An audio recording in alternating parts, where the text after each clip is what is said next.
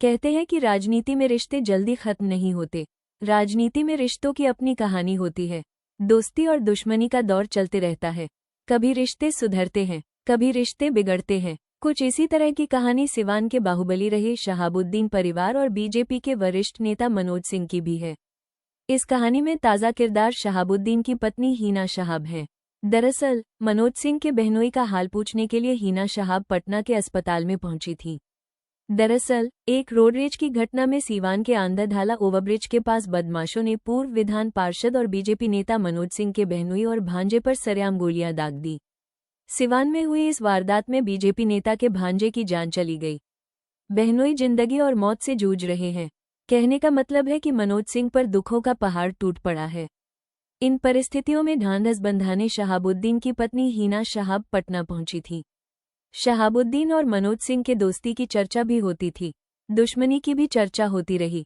मनोज सिंह और शहाबुद्दीन एक ही गांव के रहने वाले हैं। शहाबुद्दीन का उदय भाकपा माले के आतंक की वजह से हुआ माना जाता है। उसने जमींदारों का समर्थन किया था। उसमें ब्राह्मण, ठाकुर और भूमिहार शामिल थे। भाकपा माले ने संपन्न किसानों का विरोध किया था।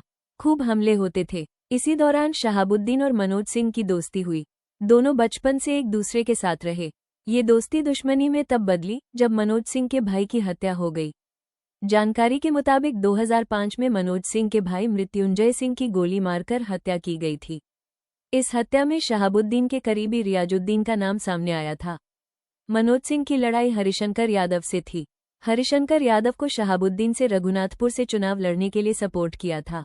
उसके बाद मनोज सिंह ने अपनी अलग राह चुनी, राजनीति में आगे बढ़े। इस दौरान शहाबुद्दीन जेल चले गए। उनका निधन हो गया। मनोज सिंह का दबदबा सिवान में स्थापित हो गया।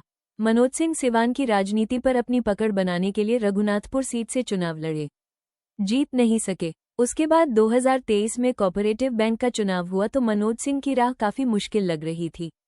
ऐसे में मनोज सिंह के लिए शहाबुद्दीन की पत्नी हिना मददगार बनी। मनोज सिंह 18 वोटों से जीत हासिल किए। मनोज सिंह ने जीत का श्रेय शहाबुद्दीन की पत्नी को दिया। बीते साल चुनाव में रघुनाथपुर सीट से शहाबुद्दीन के बेटा ओसामा शहाब चुनाव लड़े और विधायक बन गए। माना जाता है कि इस सीट से मनोज सिंह भी चुनाव लड़ना चाहते थे लेकिन टिकट नहीं मिला। इसके बाद मनोज सिंह ने ओसामा शहाब को मौन समर्थन किया। यही वजह है कि ओसामा शहाब आसानी से जीत सके। बता दें कि सीवान की 8 विधानसभा सीट में एकमात्र सीट रघुनाथपुर ऐसी थी जहां से राजद को जीत मिली।